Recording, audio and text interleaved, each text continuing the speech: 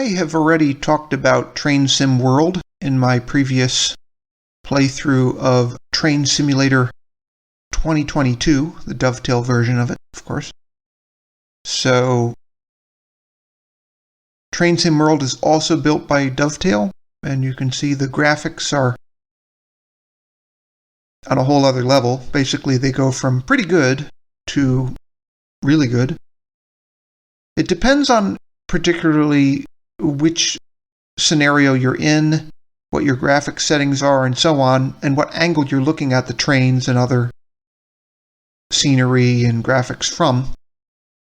Sometimes it looks absolutely real or very close to it. I could argue that this shot here of the train is pretty close to real life.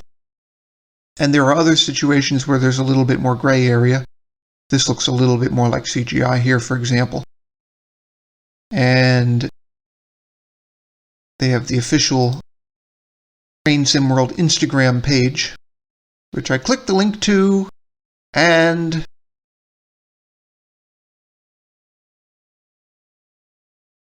following us? I don't want to follow them on Instagram. What? Let's see.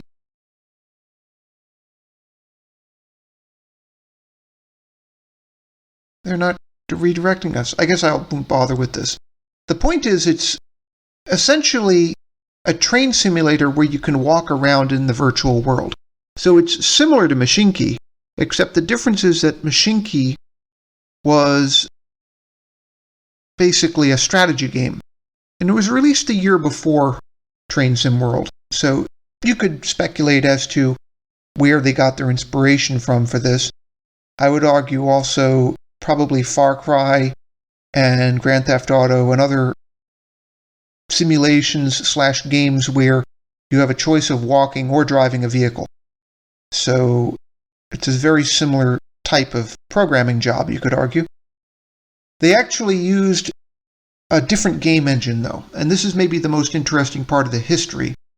If we jump back to Rail Simulator, which was the first generation of train simulator, you could argue, connected to the current one, which was the final release, essentially, of Microsoft Train Simulator 2, after it was no longer Microsoft Train Simulator 2.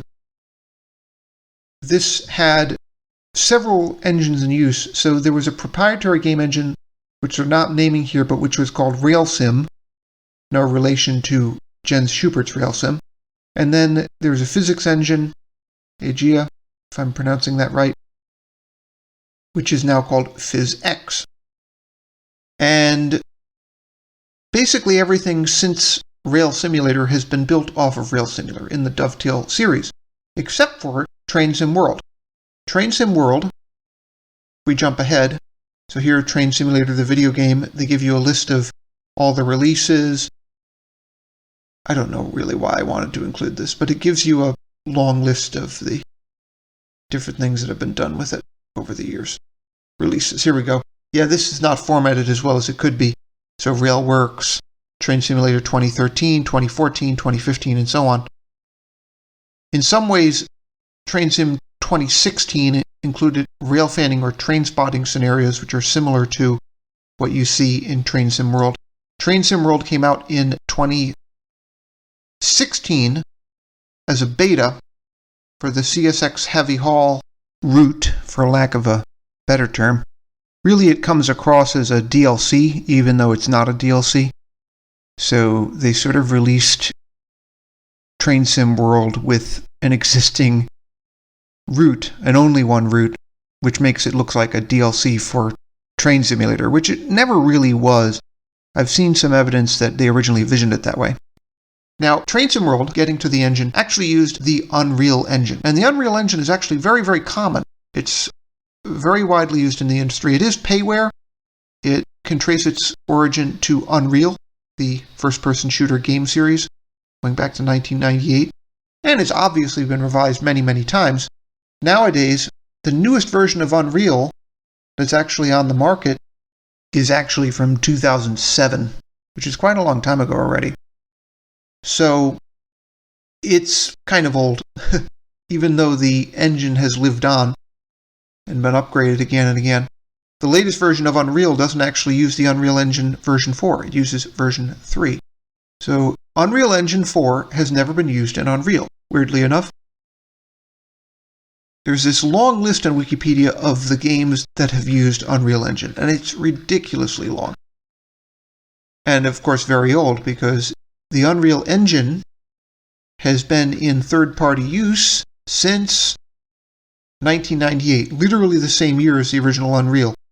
So it was used for Star Trek The Next Generation, Klingon Honor Guard, and several other games in the same year.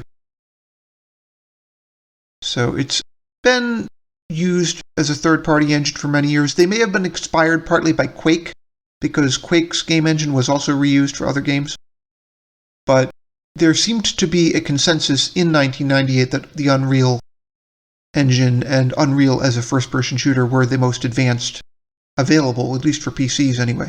And the reality is that console games were never really in the same level anyway. So if we jump to the Wikipedia page for Train Sim World, it explains the history in more detail than the official website.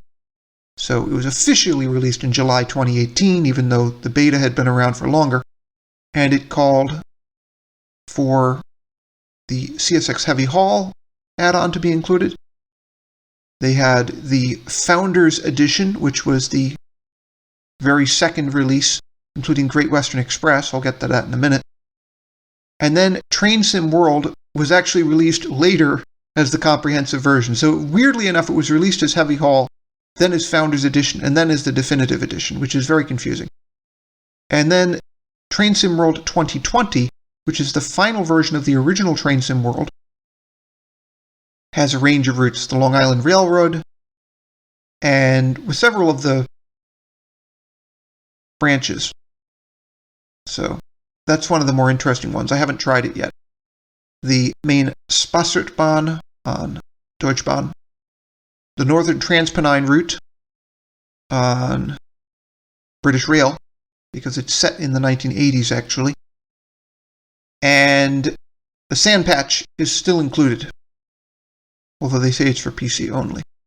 Because one of the other things about Train Sim World is that it was eventually released for consoles, so PlayStation 4 and Xbox One in particular. And an additional add-on for 2020 was Caltrain, but the Peninsula, only the Peninsula corridor. So, San Francisco to San Jose, which is actually a pretty long route. I originally misunderstood this. I thought that this was only to San Jose from Los Angeles, so I should try to check that out. It's probably the longest route on Train Sim World. And then when they had the East Coastway Line add-on, I've actually forgotten if I have this installed. I think I do, but we can look that up. But I should add that Train Sim World 2 is now out. Train Sim World 2020, the original, is no longer really supported. You can't get it on Steam, although I have it on Steam because I bought it earlier. And the add-ons, or rather the routes, really become add-ons for Train Sim World 2. So I have the definitive routes from Train Sim World 2. So Cologne to Aachen on Deutsche Bahn, the London Underground Bakerloo line, the Sand Patch, which is still included, and then, yeah, I guess that's it in the definitive routes. But the point is that my routes from Train Sim World 2020 also run in Train Sim World 2, which is actually a nice idea. I actually think that was a really good idea for them to do that, because that way you don't really lose anything. You get a more powerful simulator with better graphics, but with all the old content, which is really nice. And they have a bunch of add-ons for Train Sim World 2. They're probably going to have a lot more. So some of these are actually from Train Simulator 2022, like St. Pancras to Faversham, and so on. I don't have any of these yet, but I'm thinking of getting them. I would like to get Brighton to Victoria, That sounds like a really cool route. I think I do have it for Dovetail Train Simulator, weirdly enough, buried somewhere. Because when I got it, I didn't have Dovetail Train Simulator, and I never really got around to it. Basically never installed it. And now they're arguing they have a season pass called Rush Hour, which includes the Brighton Main Line, part of the Northeast Corridor, from Boston to Providence, and Dresden to Riesa. I don't actually know if I've ever been on that in real life. I've been to Dresden a bunch of times in real life. Now, this brings me just briefly to what I'm going to do with the playthroughs. I am going to play through Train Sim World 2020, even though it's obsolete, because I like obsolete games. I do a lot with obsolete games. And it gives you the original experience when they first released this game, which is not that long ago, of course, only about a year ago. And if you want to go back to 2018, well, 1, 2, 3 years ago. Not that long ago. And the graphics are spectacular. This shot here does not capture it. The pictures in Train Sim World's website come closer. This is maybe the best shot that they have. Gives you an idea of the realism. The realism is absolutely shocking. I'll show you more of this when I do the playthrough, but the sand patch grade, which was the basis for this originally, is strangely enough one of the American routes that I've never been on. I've never train spotted on it, and I don't really know a whole lot about it. I know it was, of course, Baltimore and Ohio for many, many years, even though it wasn't originally built by them. It was originally built by the Pittsburgh and Connellsville Railroad. And of course, one of the crazy things is they say that the most famous part of the line, which is a tunnel they added between 1854 and 1871, was completed in 1871. Sure enough, that was the year that the Baltimore and Ohio took over the Pittsburgh and Connellsville Railroad. So I have trouble believing that was not related. I think probably they bankrupted themselves and made themselves vulnerable to takeover by the B&O. But that line is still busy, and it's still used for one passenger service that I'm aware of, the Capital Limited, from Chicago to Washington. There it is. It was, of course, the Pittsburgh and Connellsville Railroad from 1871. That's when the Baltimore and Ohio took them over. So they needed entry into Pittsburgh, and Pennsylvania didn't want to grant them a charter. I imagine that's probably corruption, since the Pennsylvania Railroad, I'd imagine, had a lot of power over the Pennsylvania state government, and they were in direct competition with the Baltimore and Ohio, arguably between Baltimore and Washington. They had parallel lines. Anyway, actually, what I'm going to do, I never called up the Wikipedia page. That was dumb of me. I should have included it from the beginning. Just trying to be orderly here. Great Western Railway. Now, the Great Western Railway, of course, is more than one railway over the years. Originally, you're talking about the railway built by Isambard King to Brunel in the 1830s. And that line went through a whole bunch of owners after Great Western finally lost it with nationalization in 1948. And really, they're saying 1947 because of the 1947 Transport Act. So we can jump to their page here. There you go. Act of Incorporation 1835, first train run in 1838, and so on. Nationalized 1948. And it became the Western region of British Rail. And when British Rail was privatized and fragmented in the 90s, First Bus got the contract to be the train operating company of the Great Western. And over the years, they've been able to get a larger share of the former Great Western services, because originally they only ran the intercity services, but then what happened was they ended up with the local services also, because for many years, many of those local services were run, for example, by Arriva, but they have since managed to consolidate control to a greater degree. Another thing is they have electrified. We're really in cooperation with the British track authority, Railtrack, or really it's not called Railtrack anymore. It's been called Network Rail for 22 years already. I'm using anachronistic language here. They've electrified it. So basically, this photo shows an unelectrified section. But if we can find a current photo here, you know what's annoying is I have a whole bunch of my own photos. But the point is, when we look at the system map, the original Great Western main line was here, Paddington to Bristol Temple Meads. Where is Bristol? There it is, Bristol Temple Meads. And this has been electrified largely, well, for a combination of environmental and performance reasons. Not the whole system has been electrified, but for many years it was one of the fastest non-electric main lines in the world, because from the 70s onwards they introduced Intercity 125 trains like this one. This is the earlier First Great Western livery from the 90s.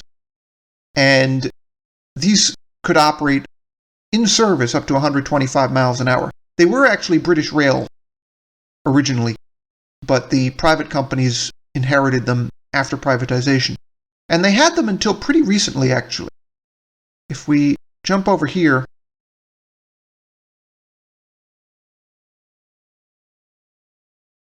let's see if we find the retirement dates on it.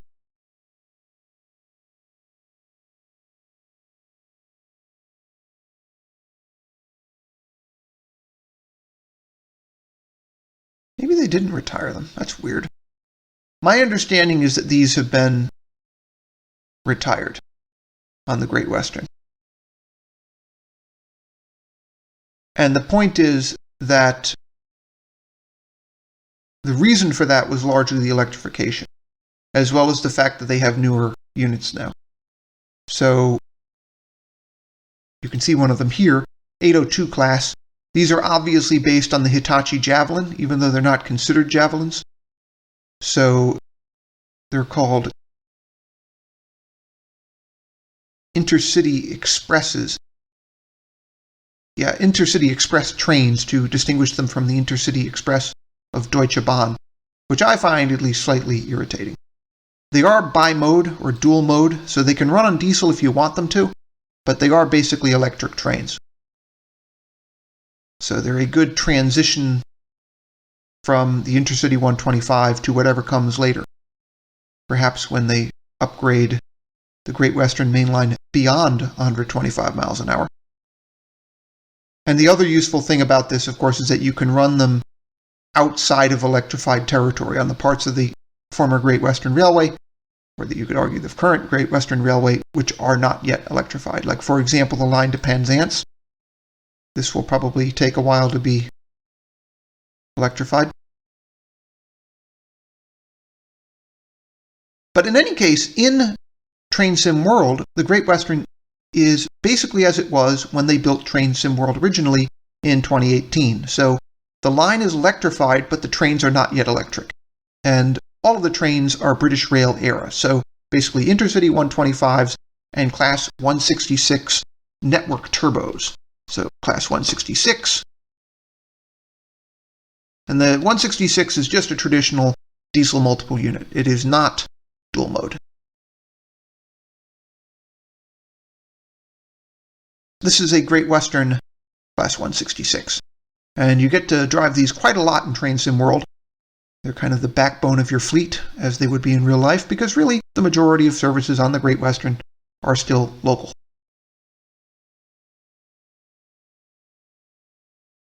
So all of these pictures are of the non-electrified sections of the Great Western. Clifton Down. This is actually the Severn Beach line. This is actually not the main line.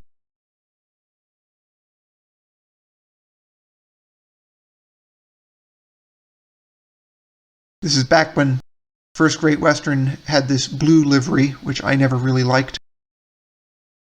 Seemed unoriginal to me and ugly. I like both their green liveries, both the original one from the 90s and the current one. And it's more in line with the history of the Great Western, not because the Great Western had green stock, but because they had green locomotives. Their stock was actually two-tone brown and cream, which sounds horrendous, but actually doesn't look too bad. That's a discussion for another day. These interiors are a little bit old. They've since been modernized to make them greener looking, among other things. And the newer interiors are featured in Train Sim World, not these older ones. These are all the old interiors.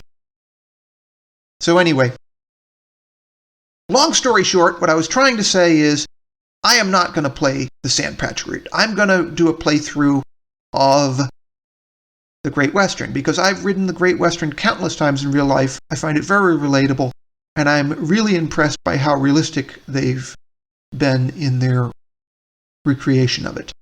I think it definitely gives you the feel of the real Great Western in a way that no train simulator has ever done for any line, really. Train Sim World, I think, really has been successful in its original goal, which I presume was to give you the feel of actually being on a real railroad. Not just driving trains, but the whole experience.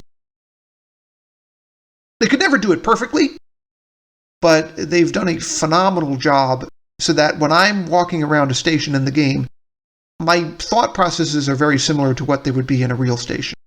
Like, I try to observe safety precautions and all this, just by, habit. It feels like I'm actually there. And it's just incredible. And so I am very much looking forward to this playthrough. So this is the opening screen of Train Sim World 2020. So I got this off of Steam when it was still available, before Train Sim World 2 took over. I figure I'll run through it anyway.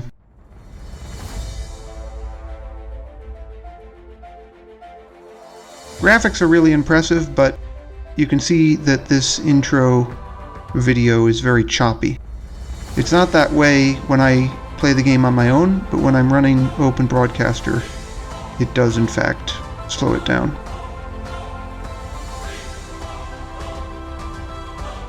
And as the video progresses, it gets choppier and choppier, as you can see. Unfortunately. But if you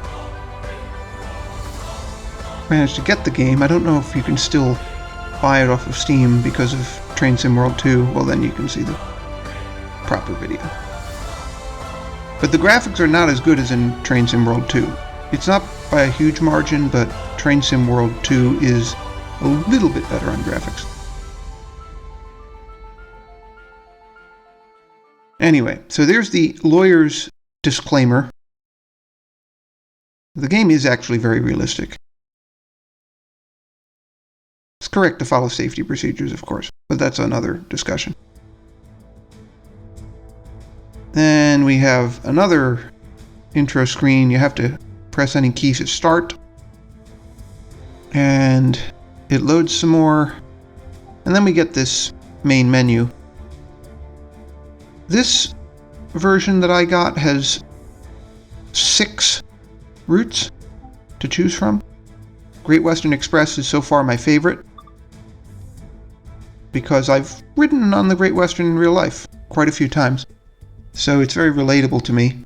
Now, this screen is a little bit confusing because journeys and scenarios have a little bit of overlap to them. Timetable is the actual Great Western timetable, as far as I know. I don't know how realistic it is, which is very interesting. Then these are sort of semi-training runs, these journeys. So down the line, I've done 3 times already. This will be my 4th run. My last score was 8,696. I don't know if I'll beat that or not. My driving is still rather rusty. I'll be the first to admit. I'm really not at the level I was when I did train simulators all the time and worked on real trains too. They're showing you another possibility in Train Sim World, jobs. In other words, where you go around and maintain the stations. I've tried that, but it won't be in this video. And they're recommending some of the DLCs there.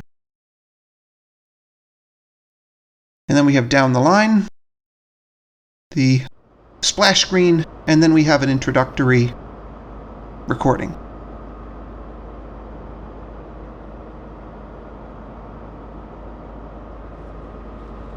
Welcome to London Paddington. There are 3 trains available for you to take control of. Each one provides an increasingly longer journey. Which will you choose? So, they give you a little bit of assistance there with those little pins to show you where you're supposed to go. Something you wouldn't have in real life or in most other train simulators. The concourse there you can't actually walk into, which annoys me a little bit, although pretty much all the shops and all the stuff that's in there in real life has been pulled out, maybe because of licensing issues. The other thing you don't see very much of are maintenance staff, so you don't see the little carts going out to the trains, delivering food and so on. Otherwise, this is a very realistic portrayal of Paddington, including the relative cleanliness of it, because Paddington is one of the better maintained London stations. There just aren't any virtual people maintaining the virtual station in this simulation. So the platform I've chosen to leave from is platform 14, so that we take the train to Hayes and Harlington.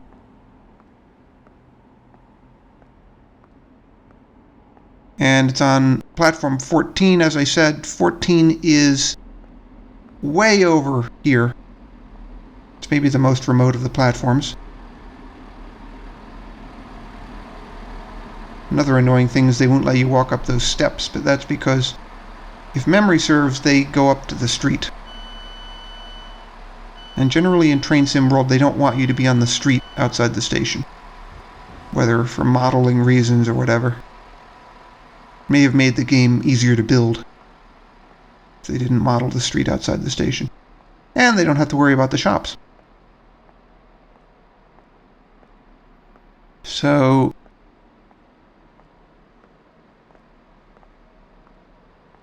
you can see how far away the platform is. And suddenly, a passenger spawns out of nowhere, starts walking to the train. They may have been able to choose better locations to spawn the passengers, it seems to me, rather than making it so obvious. Of course, as usual, the people models are maybe the weakest modeling job here, but that's usually the case with simulations. Usually the figures of the people are the least convincing of all the models. More generally, I think this modeling is quite good. Whether it's really photoreal is debatable, but it is very, very good modeling. So, to get into the driver's seat, you open the cab door here. I can get it to open. And then you relieve the existing driver by pointing to the seat and clicking the E key. And she'll just get up and go into the other seat without your sitting on her or anything. And sometimes the driver will stay with you for the whole trip, and sometimes they won't. They have their second seat there, just like in real life.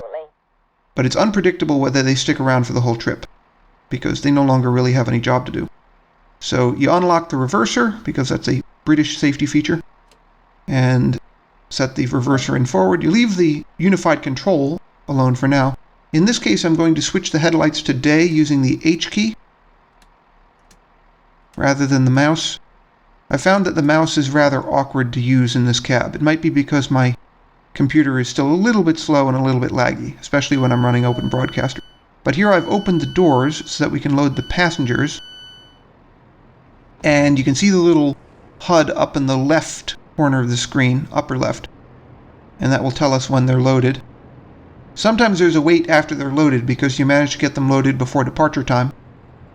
When I do this particular scenario, that usually happens, because even though this platform is way out here, there's the AWS, by the way, not activated in this scenario. It is simulated in Train Sim World, but not for this scenario. They may have wanted it to be simple enough for a beginning driver to figure out the train in other ways. If I do a long play, I'm going to try and activate all the safety systems and learn about all of the safety systems. I know about most of them already, but there are quite a lot of them, actually. Now, pretty soon, we're going to have to depart, but the departure time, as they're going to show you there, is 9:48. So the passengers are now loaded, but we have a 2.5 minute wait. to departure. So I will go explore the train here. There are the first class seats. They're not very glamorous, but this is a class 166 Networker Turbo, so not a very glamorous train. And there are the second class, or rather standard class. There's the first class again. And I'm getting itchy about being out of my driver's seat here with the door open. I don't think you're supposed to do that. And my second driver is back for no apparent reason.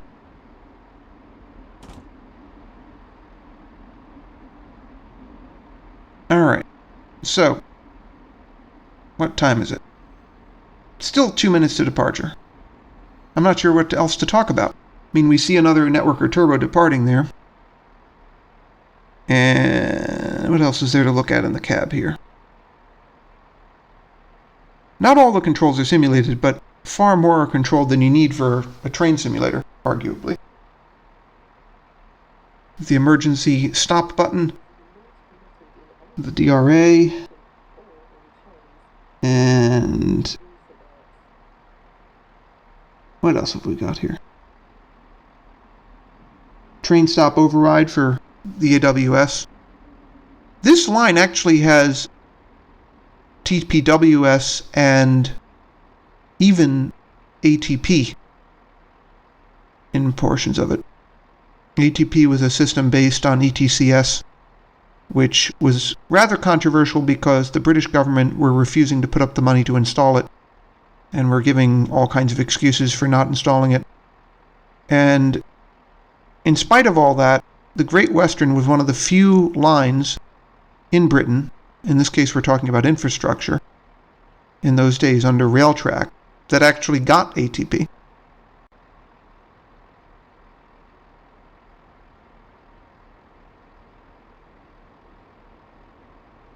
We're almost ready to go. The second driver's disappeared again. That's the horn. It has 2 tones. I only generally use one of them because it's a pain otherwise in the simulator to use it any other way. There's some extra door releases. Couplers can be operated remotely, so you can see that there. The communications gear is non-functional, at least in this scenario. Passenger emergency override. I am assuming that that is the deactivation of the passenger or conductor valve in the coaches. Okay, let's close the doors. We're ready to go. Now, one other weird thing about this, because I'll have to close the driver's door too here, is that on DMUs in Britain anyway, you have this buzzer to warn the conductor or guard you're about to depart. I guess so that they don't get thrown off their feet. Now the unitary control there, they recommend you put it in notch 3 for the immediate departure. And then once your slack is out, you can throttle up. Although this particular platform is not well suited to that, because the speed limit is 25 miles an hour even after you're out of the platform. So you have to take it very easy. That second driver's gone again. I don't think she's coming back, because we're already rolling out here. There's a 25 mile an hour speed sign.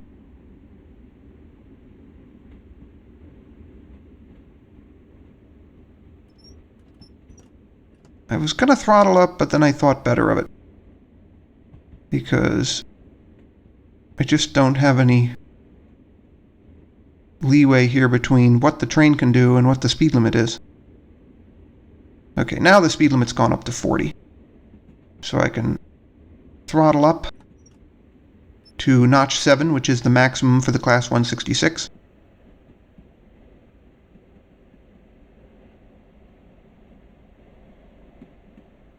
And I'll ease it off when I get closer to 40. Looks like they've settled us in on track 5 here. Although the Great Western Main is actually a 4-track main, so we're not going to stay forever on the 5th of 6 tracks. This is a temporary arrangement to transition the throat into the main.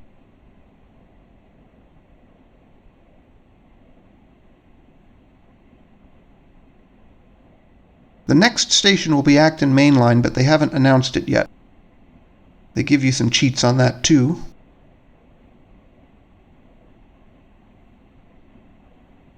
We're still stuck at 40 miles an hour here. Okay, now they're telling us to stop at Acton Main Line, and they've given us another cheat pin, for lack of a better term, to mark the spot down there. Still 3.1 miles away, so we can highball a little bit maybe until we get there, but I'm still waiting for the speed limit to actually go up. And the next speed limit is still only 50 miles an hour.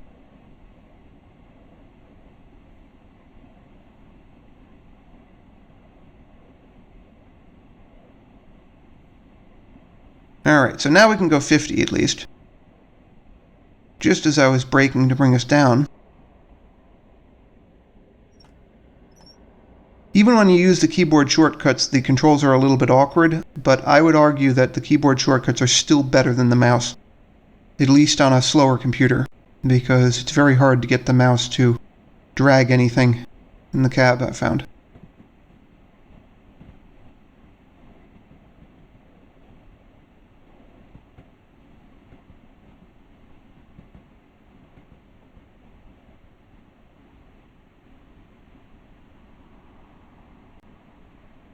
Not sure what else there is to say. We're still cruising along here. Not quite at 50 miles an hour yet. I've found that on this run it's hard to get the train going much faster than 62 miles an hour, because by the time you reach whatever speed you're at, you almost certainly have to brake. They don't generally get too many runs at a steady speed unless it's at very slow speed. You're stopping at all stations on this schedule.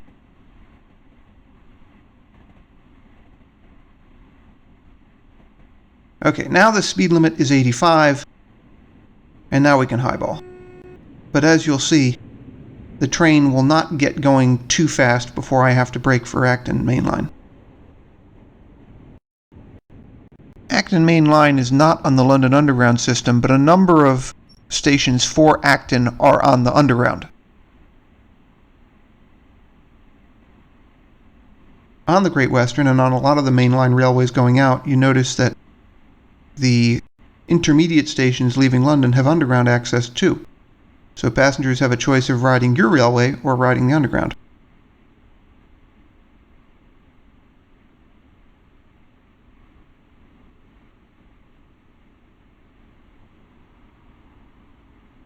There's some other traffic. Blow the horn. And we're getting increasingly close to Acton here. And the graphics are also getting choppy, but I should add that when you're not running Open Broadcaster, it's not as bad. So anyway, I think it's time to put the brakes on, and as you can see, we didn't even reach 60.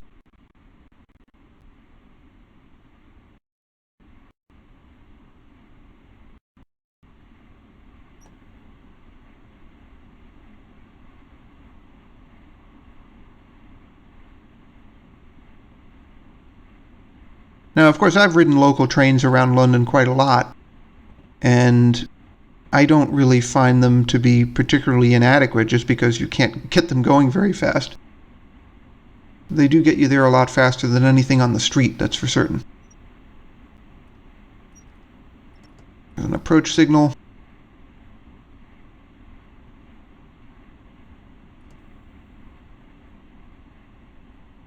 We have a stop signal coming up, but there, we just went to approach. There's a HUD up in the upper right there that more or less acts as a de facto cab signal, in case you don't know the cab signaling systems used in your locomotive cab. And the difficulty in this scenario with not using that is the AWS is not operable. So you're basically left without it. There's probably a way to activate it as an extra for the scenario, but they don't force you to use it, so I consider it to not be activated by default.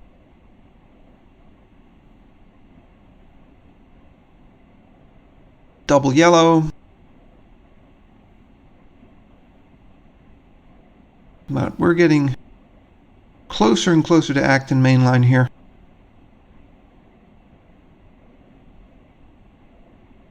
It feels like it's taking longer than it should, but we're scheduled to be there at 9:57, and it's not even 9:54 yet. So this will probably be an early arrival. I don't know how. I haven't been driving very aggressively.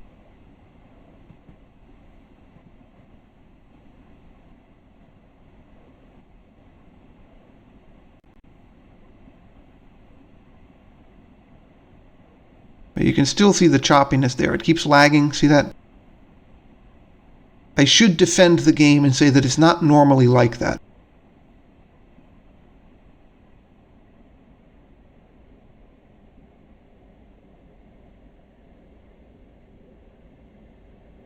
Okay, so now we're finally braking for the station in brake notch 1.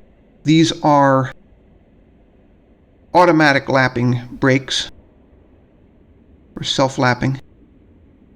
So you just basically put it in a notch, and that's the amount of braking force you're applying. You have notch 1, notch 2, and then the notch 3 is your full service. So you have 3 notches of regular brake. So notch 1, notch 2, and full service. Then you have a 4th notch for emergency.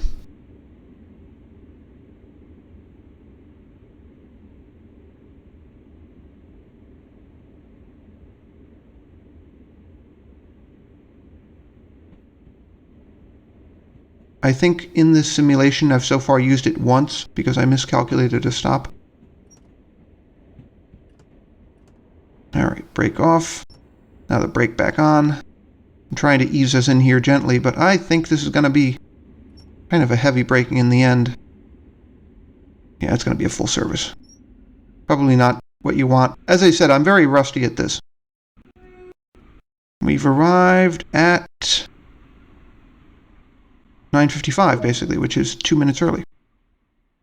We'll open the doors, and the passengers will load automatically. Now, they sometimes call this a door release because the doors on a Class 166 are passenger operated. So the close button really closes them, but the release button really unlocks them. So our instructor is saying that they're no longer going to remind us to unlock or close the doors.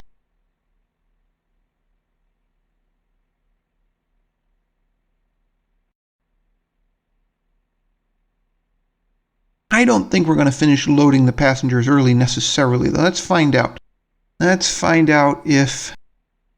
Actually, they probably will load on a little bit early, because if you look at the clock, it's approaching 9:56, and the earliest they would want us out of here is 9:57, the arrival time. And I think they give you a 1-minute layover at this station, if memory serves. So we actually will wait for these already loaded passengers. Yeah, wait until 9:58. So it's going to be a 1-minute layover. We have almost 2 minutes to wait before we're out of here.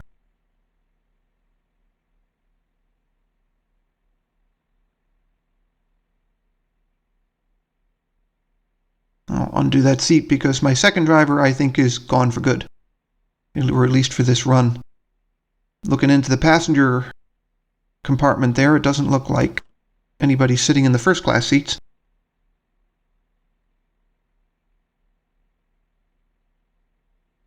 How heavily the trains are loaded in Train Sim World is a bit unpredictable in my experience.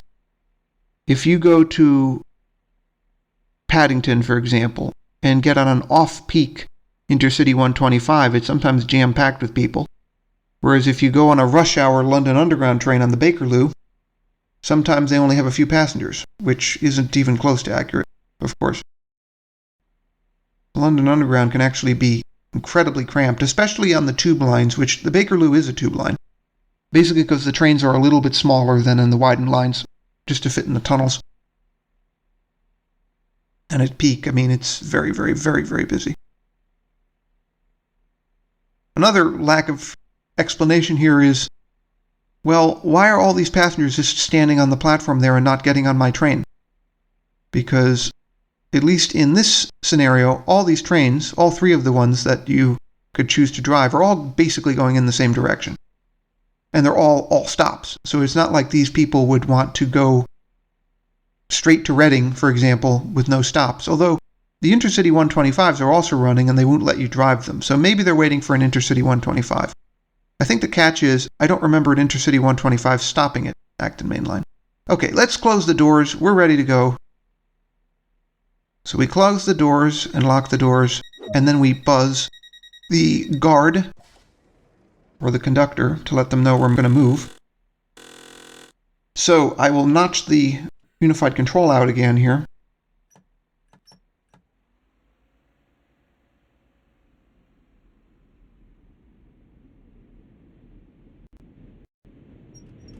We'll go to full power, and I am sure we will not hit maximum speed. In fact, I have not hit maximum speed on any of these runs. Class 166 DMUs have an official maximum speed of 90 miles an hour, but as I said, the fastest I've managed on any of these scenarios so far is 62. I have not had the Class 166 over 62 miles an hour yet.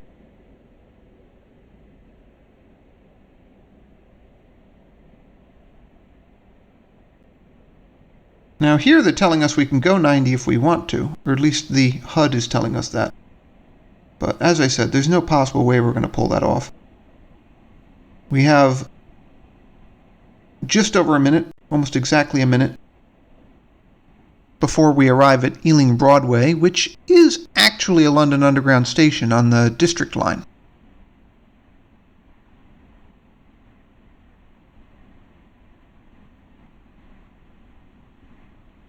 This braking may be counterintuitively tricky, because I'm trying to get there quickly, and I have this train that's designed to go 90 miles an hour, but I also don't want to overshoot the station.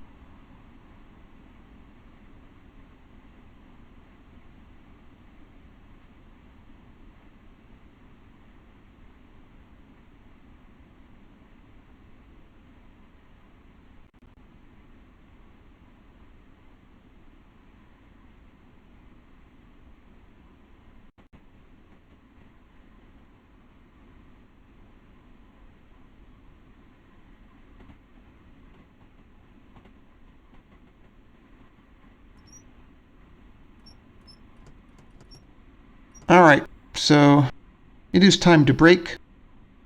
And let's see how we do. I have it in braking notch 1 there. Still going over 50.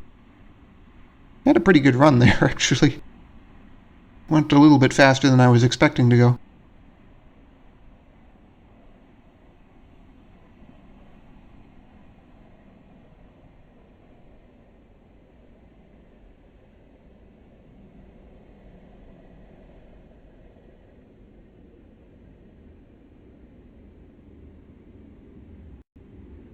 We have all the lag again here.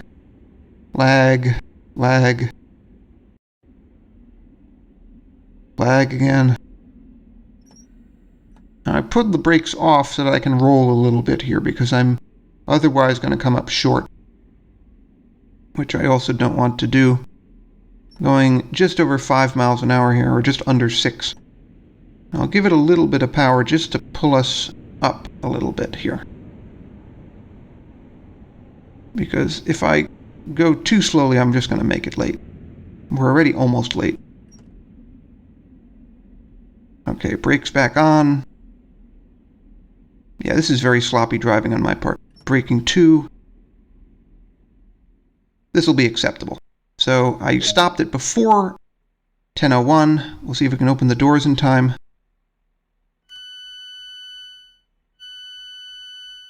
This is really stressful. Okay. Just made it by seconds. So we'll see how this goes. We'll load the passengers up, and I'm sure they'll want us out of here the instant those passengers are on.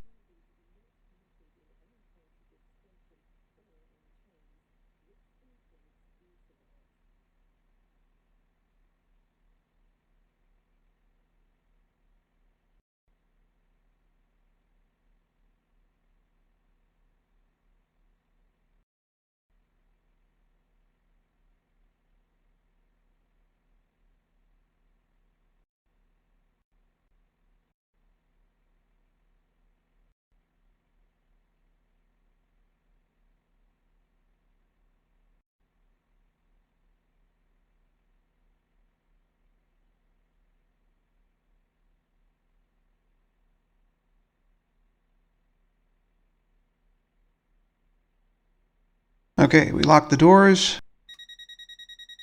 And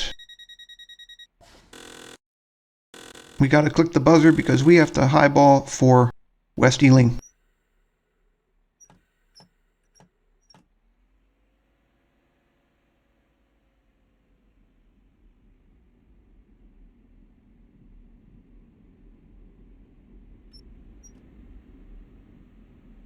So we're in throttle notch 7 here, and we are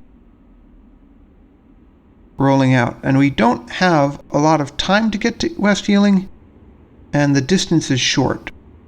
So that sounds like a good set of circumstances, except we have to get the train up and down in terms of speed, and try to do it as efficiently as possible. And the problem is, I am totally out of practice, and I am not really able to do that. So we'll see how well I wing it here.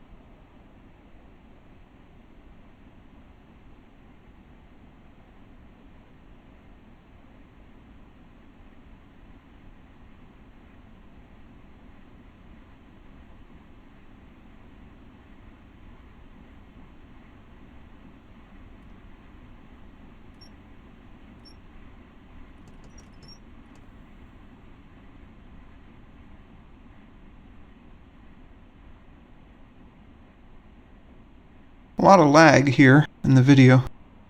Again, you don't really suffer this if you're just playing the game with my particular computer. Although it would be correct to say that Train Sim World is a very demanding game. Now, I have the brakes on here. And I'm trying to ease it down as efficiently as I can.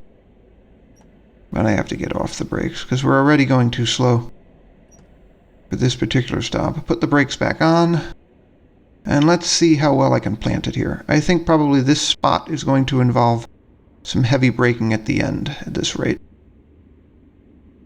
Okay, braking 2. Full service? Yeah.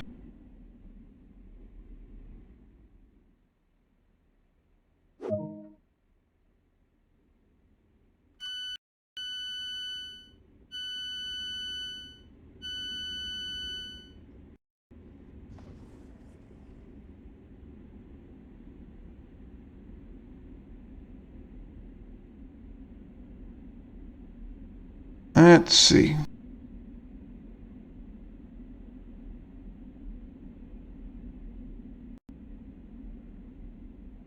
As usual, I clicked the release button. I didn't even mention that. And the passengers are loading.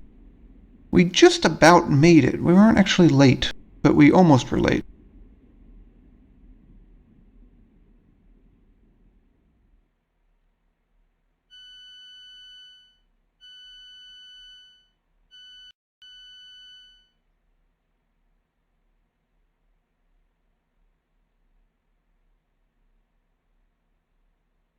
Alright, close the doors when it's time. We've got a few more seconds left here, it looks like. Can't actually do it yet. Okay. Buzz the guard.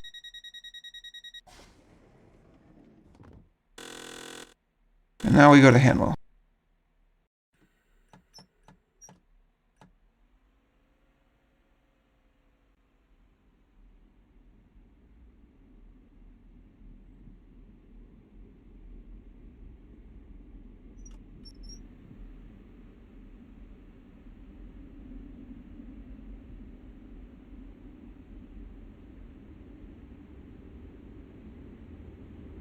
Hanwell we're scheduled in less than a minute.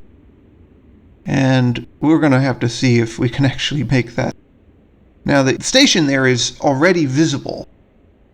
So the situation could be a bit worse, actually. This isn't like the worst possible situation to be in.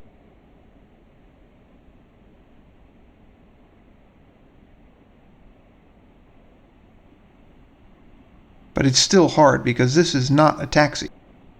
This is a train.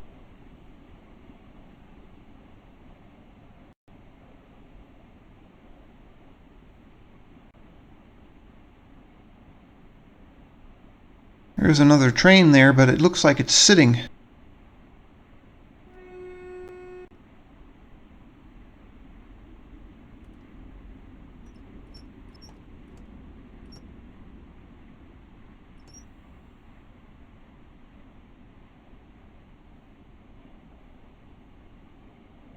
So if I put the brakes in notch 1, I could ease it down, again, efficiently. But we'll have to see, because we're already past 10:06 here. I think it's technically on time if I manage to stop before 10:07. They don't go by the 20-second rule in Britain. Generally, if you're within a minute, you're on time, generally.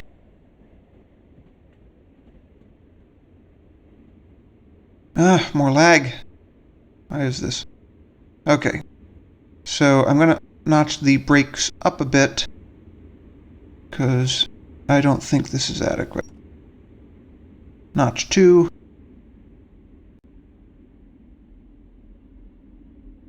Go to full service.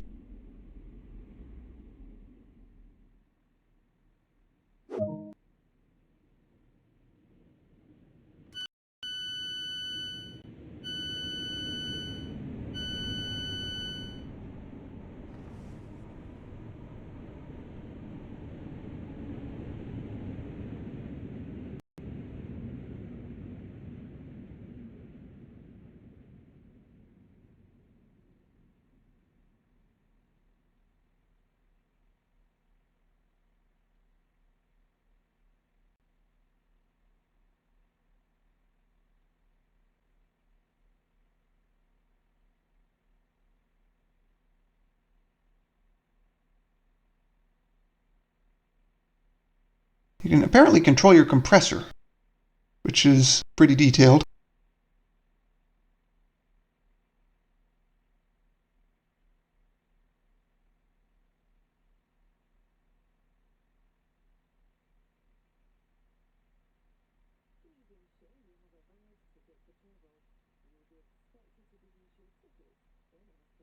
Okay, let's lock the doors and see what we can do here. Buzz the guard. They'll let us take until 10:11 to get to Southall.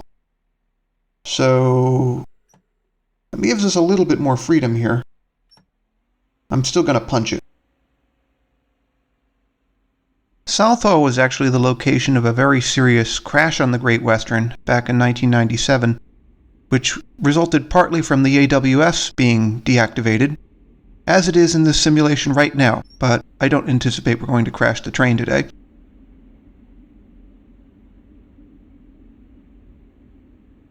I would say look it up.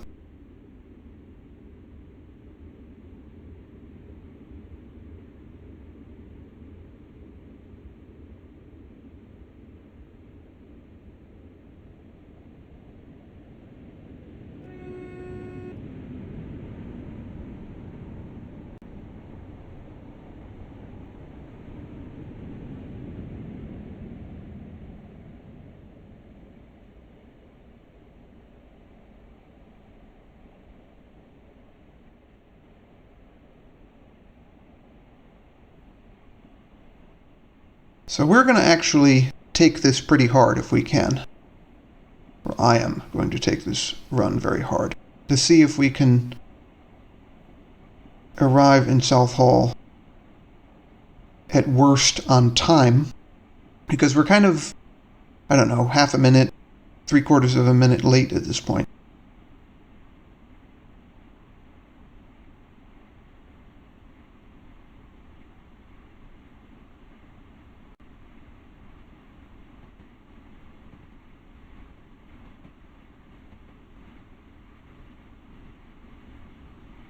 We're still only going 50 miles an hour.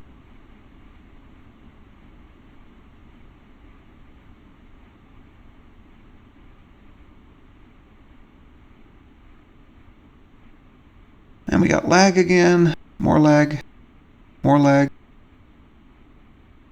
Now the train's continuing to accelerate, but not,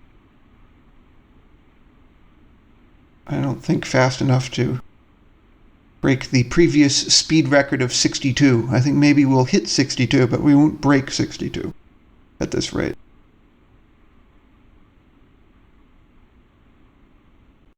There's so much lag in this. I mean, I should be very clear, as I've been previously, that if you actually play Train Sim World, it is not this laggy on a quad-core i7, which is what I'm running it on here. It's not really this laggy.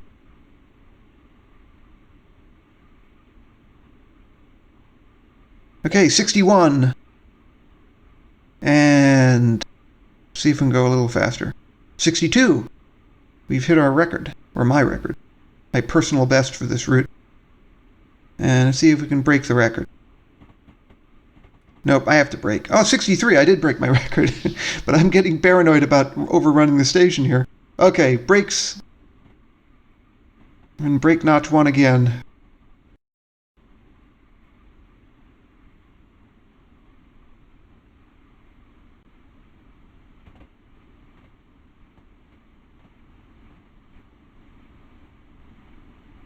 Still going 50 miles an hour, and we're looking at the platform.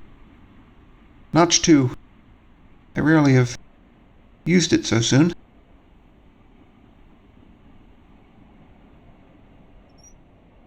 Full service. This is really hard braking here. Ease off a little bit because I've done a little bit too well.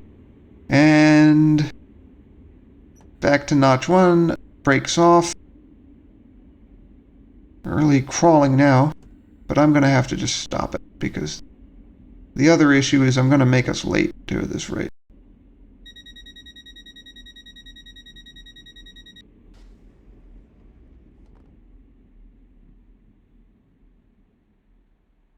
Huh! Early. Okay, that's good. So what am I going to do here? I got to just open the doors. Or unlock the doors. Why are the doors not unlocking? Okay, they did unlock. Doesn't make any sense. Okay, so the passengers are loading, and we're early again, which is nice. I thought we were going to be late or just barely on time, but even with my sloppy driving, we're doing reasonably well.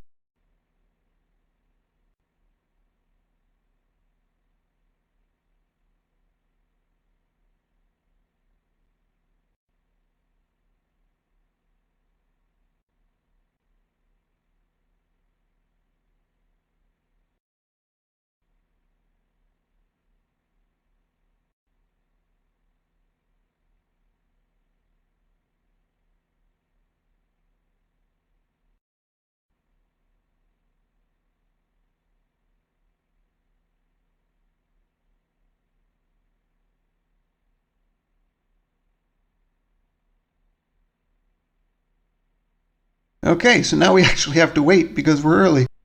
So we have a 40-second layover here, it looks like, until our 10:12 departure.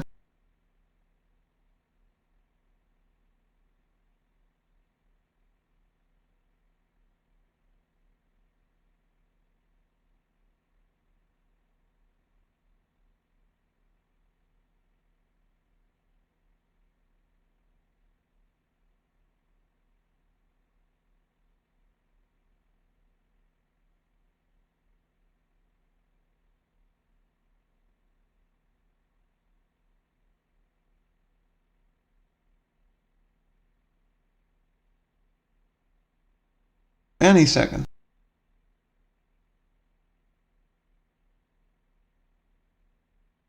Close the doors. Or lock the doors, because really it's both. Buzz the guard. And finally, we're on the last section of the line before this scheduled service terminates. So we're going to terminate in Hayes and Harlington on a little short platform they have off to the side, which is dedicated to these local services.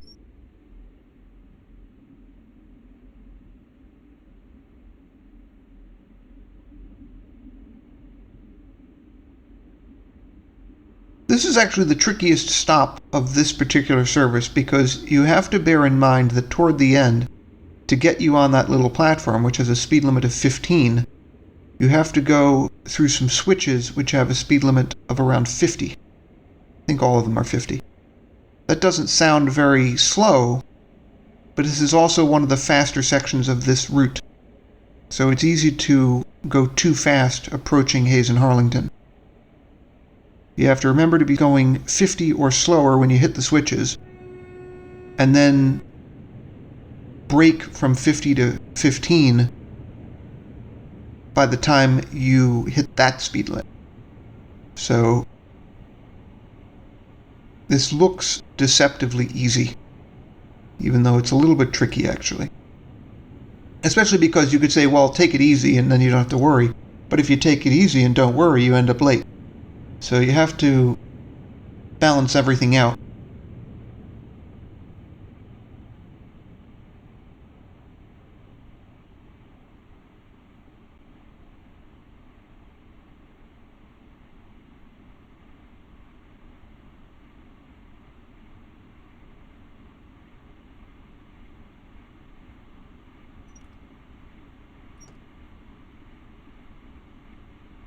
You see, the signal indicates that we're going to take the switch. So we have to make sure that even though it's perfectly okay to go 50, you don't want to go any faster than 50.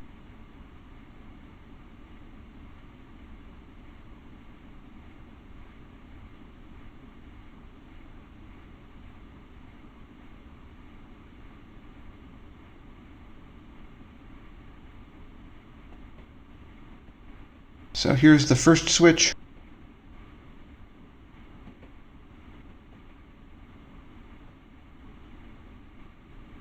The 60-mile-an-hour speed limit that the HUD is predicting there is not really relevant because you have to decelerate to 15 so soon after the speed limit goes up that it's really not practical.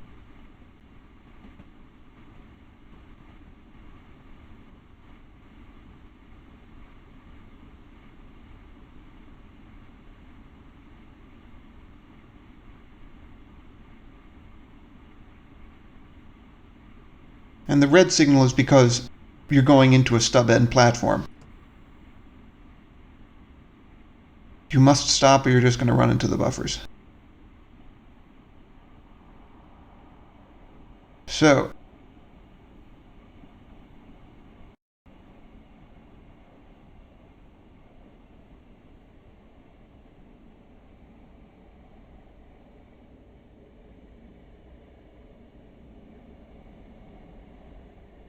of course, the other problem that you run into with this type of situation is you brake too soon out of paranoia, which is reasonable, except 15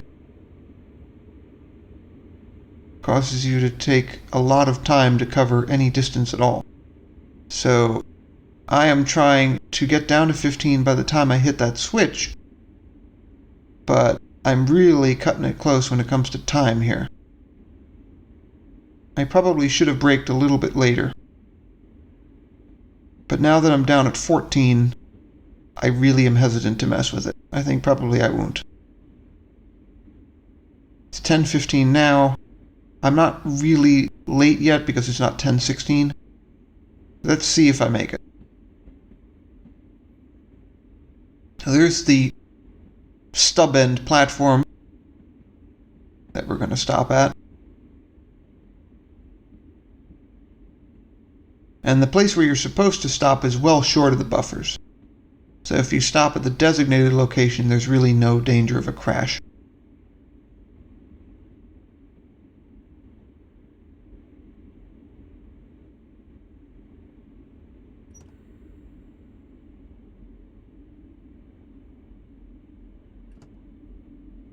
Okay, brake. Full service. I cut it close anyway. Alright, within 2 yards of the spot, we'll open the doors. Now they want us to basically secure the train. So, put the reverser in off. We lock it. And just because I feel like it, I'm going to shut off the headlights also. Not too challenging. Be sure to put yourself forward for more work. Alright, now they want us to actually walk up the platform to go off duty. So you get up from the seat by using the E key, and I'm going to close the door because I think in theory you're supposed to, and walk up the platform here. And this is, of course, the whole thing with Train Sim World, is that you can take the train, you can drive the train, or you can walk. So it's a very comprehensive simulation, you could argue. Still getting that lag, even at the end of the simulation here.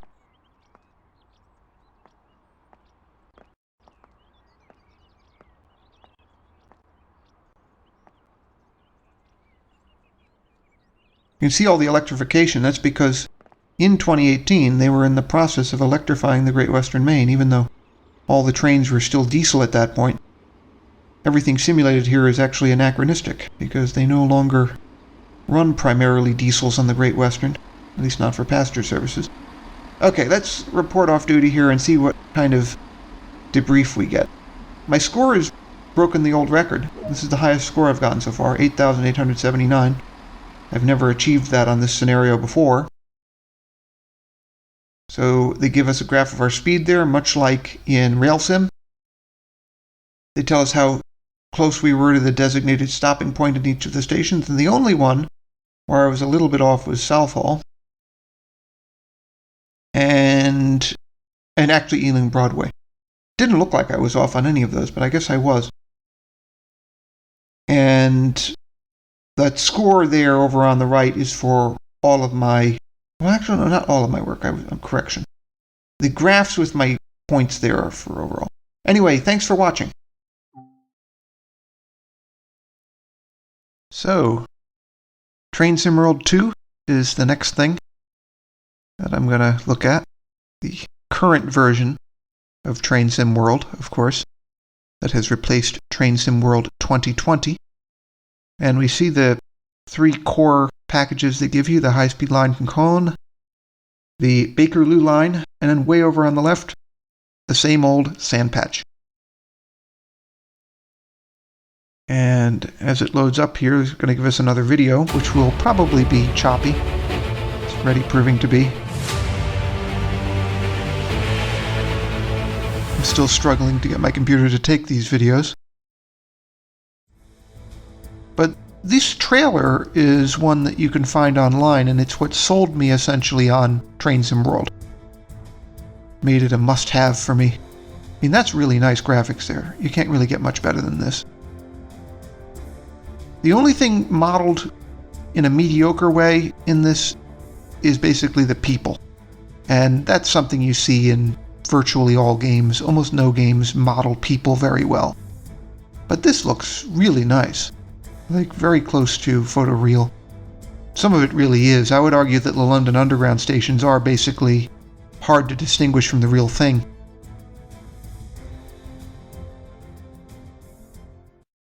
But in any case, speaking of the Underground, I'm going to do this playthrough on my favorite Train Sim World route, the London Underground Bakerloo line. And I'm only going to drive it from Waterloo to Baker Street, the original route, partly to avoid boring you to death, but also to save time on the video, because all of this takes time to edit and prepare. And this is part of the most basic training run that you can do for the Underground, except for the introduction to the stock, the 1972 tube stock. So I'm going to actually start from the London Road Depot. These are my achievements so far in Train Sim World. I haven't played that many hours on it yet, but already I've really gone all out with it because I really enjoy it. So, Chapter 1, the Zone 1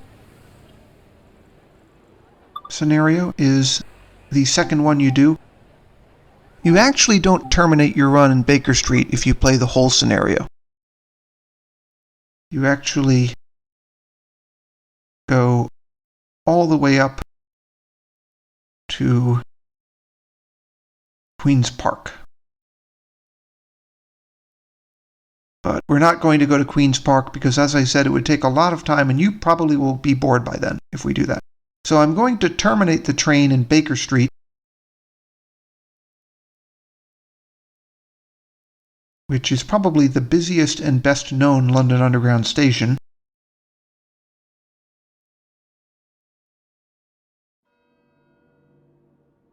So here we are in London Road Depot. You can hear the church bells ringing. They've tried to be ultra realistic with this. It's even 6 rings of the church bell because it's 6 o'clock in the morning. Apparently in the summertime because it's light out already. And you look at how the tracks are modeled. That's photoreal in my opinion. And in general, this whole scene is extremely well modeled. I can't really tell how good the physics of the trains are. I've never driven a London Underground train in real life. I've never worked for the London Underground. But it is a challenge driving it somewhat. I think part of the problem is that the controls have not been spectacularly implemented, actually. They're realistic in function, more or less, but they're very hesitant, very awkward to work with, even when you're using the keyboard. In future versions of Train Sim World, maybe this is something they should smooth out a little bit, because it makes it, I would argue, unrealistically awkward to drive one of these. One thing that is realistically awkward, though, is that we're trying to negotiate the train out of the depot here, and the speed limit is 5 miles an hour. So you have to be incredibly careful with the controls because it's so easy to go over that. Just power on, power off, power on, power off. And even once you get into the tunnel down there, it's awkward because the next speed limit up is only 10 miles an hour. And these trains are not designed to run very fast, but they are designed to accelerate and brake very fast. So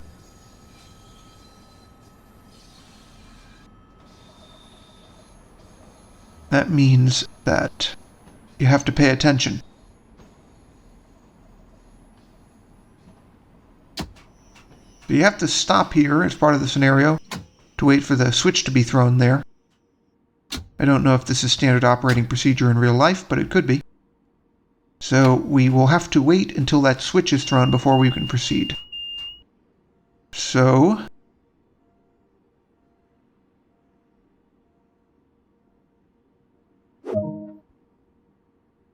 there it goes. You can see the signal. And off we go. But again, as I said, very slowly. Because if you try to take this quickly, you'll quickly run over the speed limit. And note that the speed limit is still 5 miles per hour at this point, because the speed limit doesn't go up to 10 until you're in the tunnel. Another thing I found out about this in doing test runs for this video is that generally it's very hard to run to time on this scenario because you lose 2 minutes in the tunnel typically. Because you have to go so slowly and so carefully, it's very hard to make time in the tunnel, and then it's very hard to make up the lost time once you're on the route. So that seems like either it's realistically challenging or it's unrealistically challenging. I don't know which. Basically, you have to cope with a schedule which is arguably not very practical. It should be argued that about 2 minutes of padding should be added at the beginning of the schedule because of the slow operation in the tunnel. Heading out to the line. And of course the line is actually all underground. This section of it anyway, between Waterloo and Baker Street. Now Baker Street, of course, historically has some parts that are open to the sky, but those are widened lines. So they're the original underground lines from the 1860s actually, part of the original London Underground, whereas the Bakerloo was constructed starting in 1906, meaning that it's all pretty deep underground in tube tunnels like this one. So it is literally a tube line. People say that colloquially in London to refer to all the underground, but not all of it is tube construction. The Bakerloo is in fact a tube line, for real.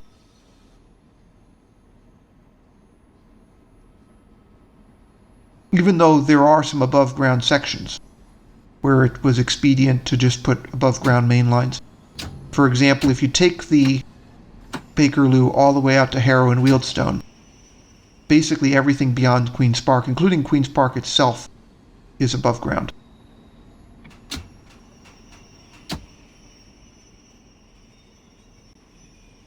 Now we're getting choppiness again.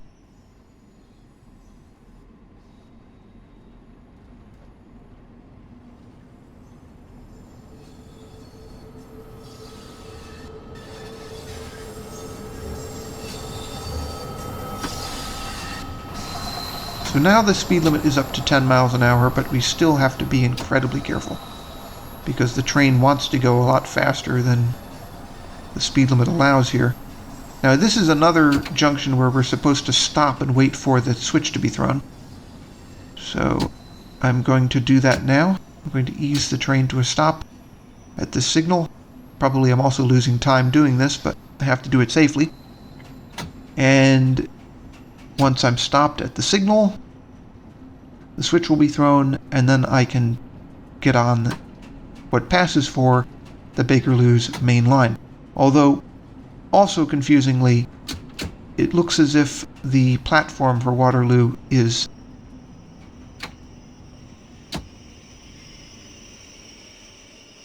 only just beyond this.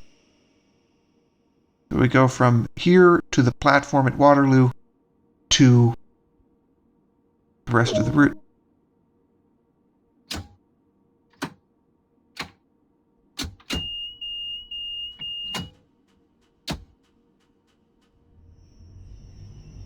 Okay, off we go. The switch is thrown.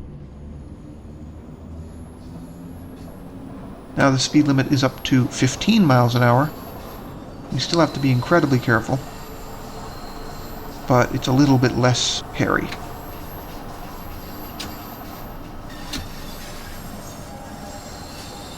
And before we get to Waterloo, it is still going to be 20 mile an hour speed limit in a few yards here. This access track is actually kind of long.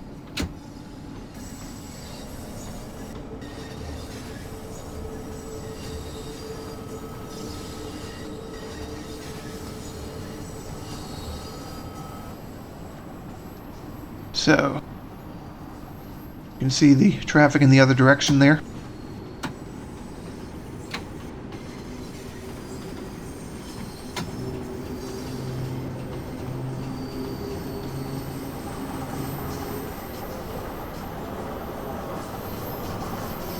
Going down to Elephant and Castle. That's the southern terminus of the Bakerloo, because the modern Bakerloo runs from Elephant and Castle to Harrow and Wealdstone, whereas historically it was designed to run between Waterloo and Baker Street, which is the reason it's called the Bakerloo. So this playthrough is going to be on the original planned Bakerloo route. So our speed limit's up to 20 now, so we can pick it up a little bit, but we're going to have to stop in that station very soon, so we're not going to get going very fast. The speed limit's up to 30 now. I'm looking at it. But we can't actually use that. We have to stop at the station. And you will notice on all of these stops, I'm struggling a bit, because my skills are really rusty. I used to play train simulators all the time, but I'm not as good as I used to be, so basically I'm pulling the train down to a very slow speed and then stabbing the brake at the end, which is not the way you're supposed to run a subway train. It's both too slow and tends to throw standees off their feet a bit. I know because I've experienced this as a passenger. There are some drivers who brake a little bit too late, and then you get this. But this is the best I can do, unfortunately. So there, I've stabbed the brake. Stopped more or less in the correct spot, but it was not a clean stop at all.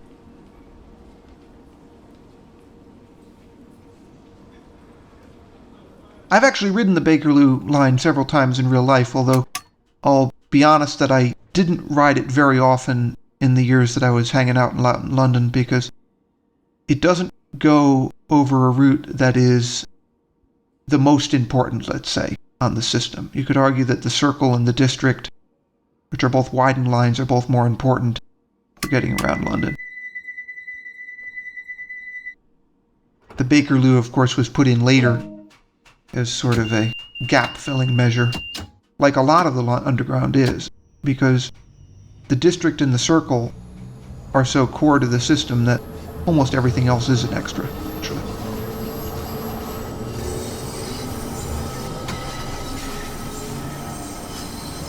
So,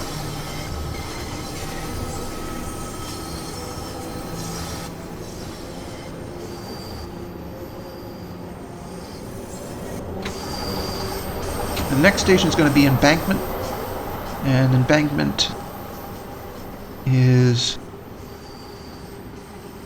also a widened line station.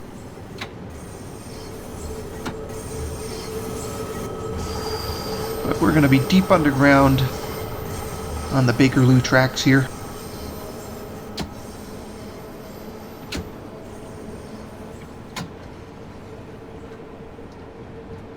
You probably noticed that the door open and shut buttons are down on the panel there, and helpfully the doors on the right have the buttons on the right, the doors on the left have the buttons on the left.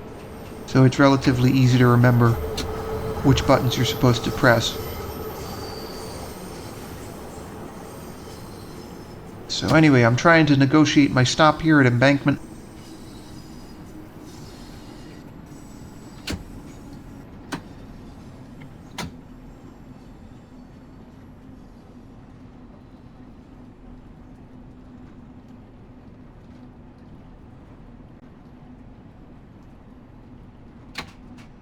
Clearly been renovated quite a lot since 1906, you can kind of tell. So I've stopped now. Obviously I click the door open button, same as in Waterloo. I check my train here, people getting out. The instructions for the scenario tell you to check the doors before you open them, but my understanding is it's more important to check them before you close them, so you don't catch anybody in the doors. I've been very lazy about that in this scenario because it's only a simulation and I'm just trying to get this video done. I'm very rusty on almost all my skills when it comes to train simulations at the moment.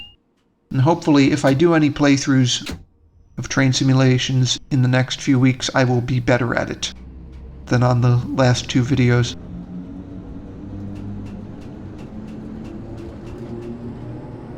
I'm tempted to do a whole bunch of long plays of Train Sim World, but even though I love the Bakerloo line, I'm not sure if you do love the Bakerloo line in this context.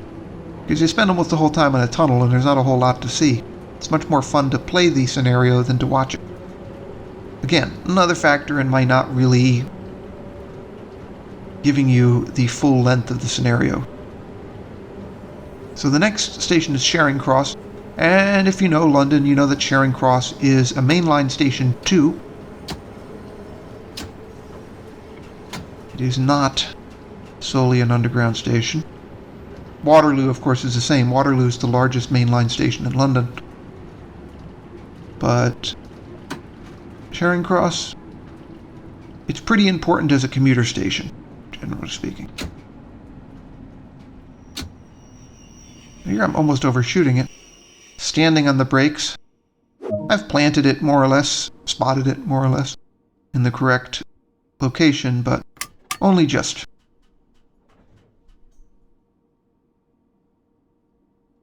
I keep saying planting it in the right position. Generally, railroaders say spot. You don't say plant.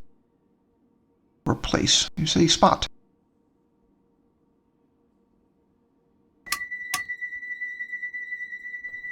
Anyway, locking the doors there with the black button, and off we go. To Piccadilly Circus. And there are a lot of American jokes about Piccadilly Circus, about how it's a lousy circus. But it's not really a circus in the American sense of the word. It's more of a square. And it's famous for having one of the oldest, I don't know what you would call it, electronic Coca-Cola advertisements in the world, because it's evolved in various ways over the years, using whatever the state-of-the-art, first, electric lighting and later video technology was. Coca-Cola ad dates to 1954, although the electronic advertising goes back to 1923. I used to be in Piccadilly Circus quite a lot, actually, whenever I was hanging out in London, because it's a pretty good place to meet people, because everybody knows where it is. There's a lot of stuff there.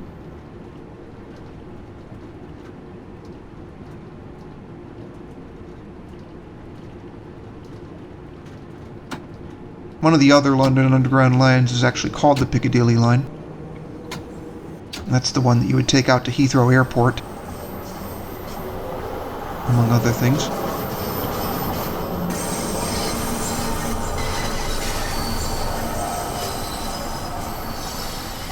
So where is Piccadilly Circus? Here we go. So this is the Bakerloo platform, or one of the two Bakerloo platforms for Piccadilly Circus. They've kept this one looking a little bit more retro, with the tile, compared to Embankment. I got that choppiness there again because of the video.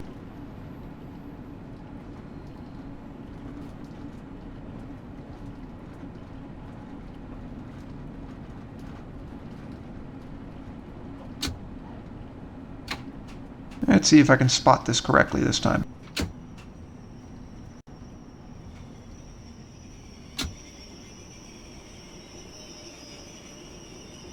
Well, it's a little bit far down the platform, but it's better than I achieved in practice. So anyway, we open the doors, we look back along the train, and we got a bunch of people getting on and off.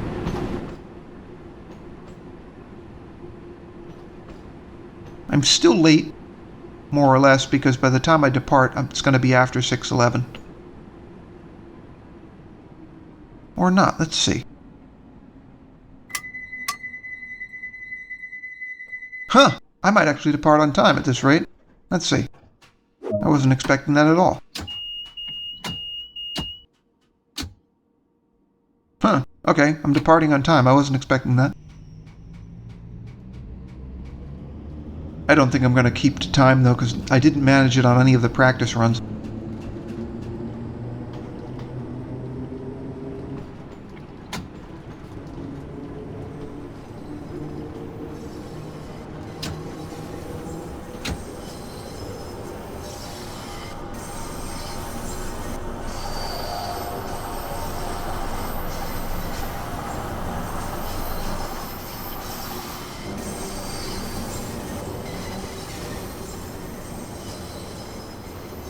Alright, so we're supposed to get to Oxford Circus, also not a circus, by 6:12:45. I do not think we're going to make that. I think we're late again, which is exactly what I was predicting. I mean, for one thing, we can theoretically go 30 miles an hour here, but we have a speed restriction coming up, plus the station at right around the same time, and we don't have too much room to accelerate in. I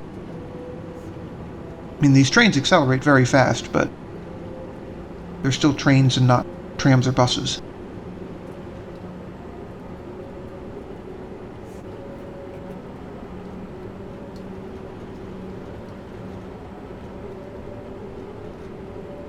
So I'm actually not taking full advantage of what it can do here at all.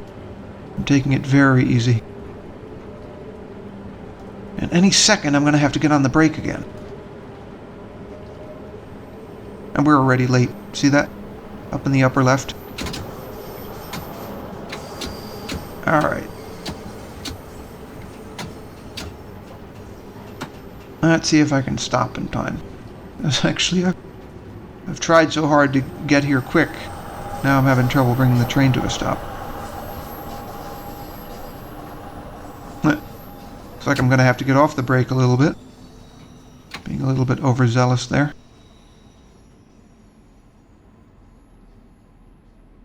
Yeah, more sloppy driving on my part. So, put the brakes back on to pull it to a stop. We got the choppiness in the video again, and I'm in the station, so I'm going to open the doors on the left side. And now we have to wait for the passengers to load.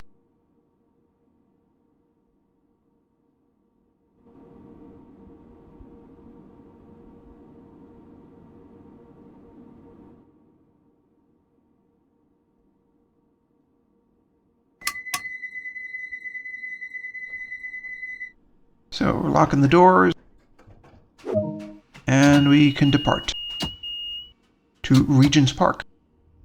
Regent's Park appears to have relatively original station interior.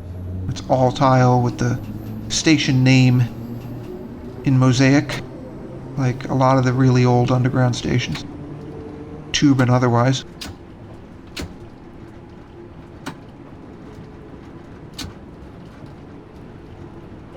Now here I have to be careful about this 20-mile-an-hour speed limit.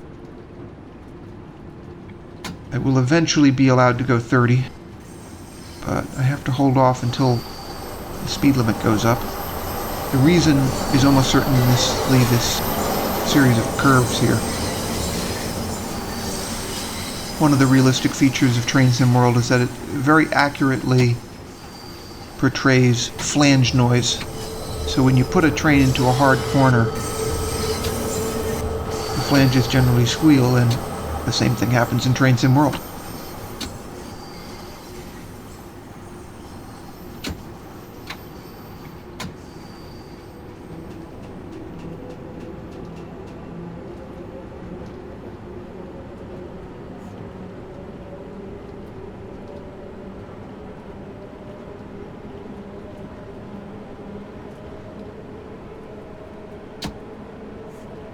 Alright, so the speed limit is up again, and we're up to speed again. Where is Regent's Park? We're massively late. I mean, by underground standards, we're massively late at this point.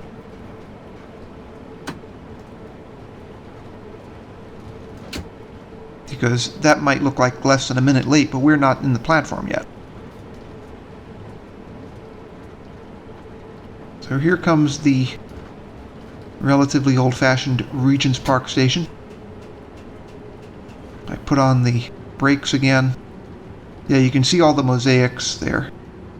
Now, this basically looks like it would have looked in the early 1900s if it weren't for all the relatively modern advertising, which, as far as I can tell, is all fake, because they didn't want the licensing involved in authentic advertising for Train Sim World, as in so many other situations in the game. Or simulator, depending on your point of view. So we pull to a stop and open the doors, and there's our station. But it's not opened. Okay, now it's opened. Now we're gonna load the passengers.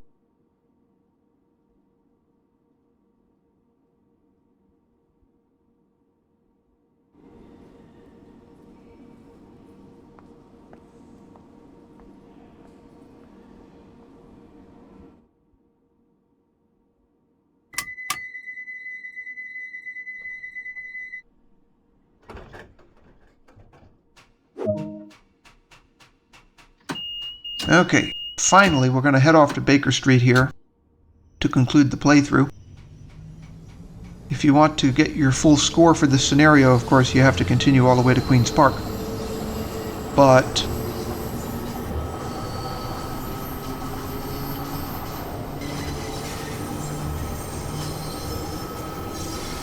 I'm not going to do that for this playthrough, because I am sure that I will bore you to death. So let's not bore you to death.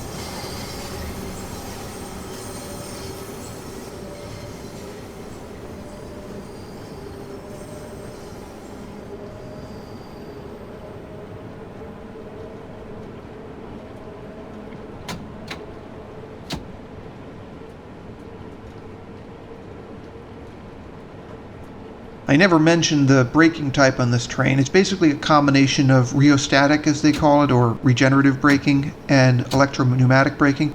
So the braking system is in theory very sophisticated and very modern, even though the stock is from 1972. And in general, it can be said that subway trains throughout the world have more advanced braking systems than mainline trains because they need it more. They're only used in stopping services, and they're generally expected to accelerate very fast and brake very quickly.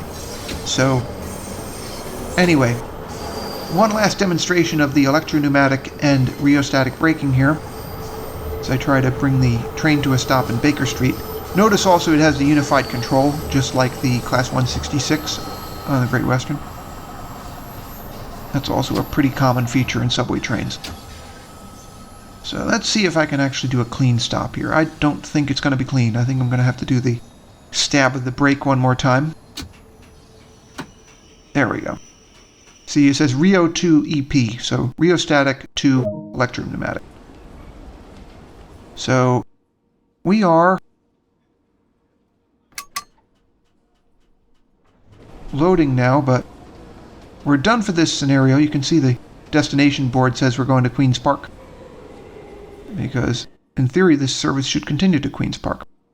Anyway, I guess thanks for watching. I think I'll do more Train Sim World videos in the future, because I absolutely love this. It's the reason I did even this series of videos, I would argue.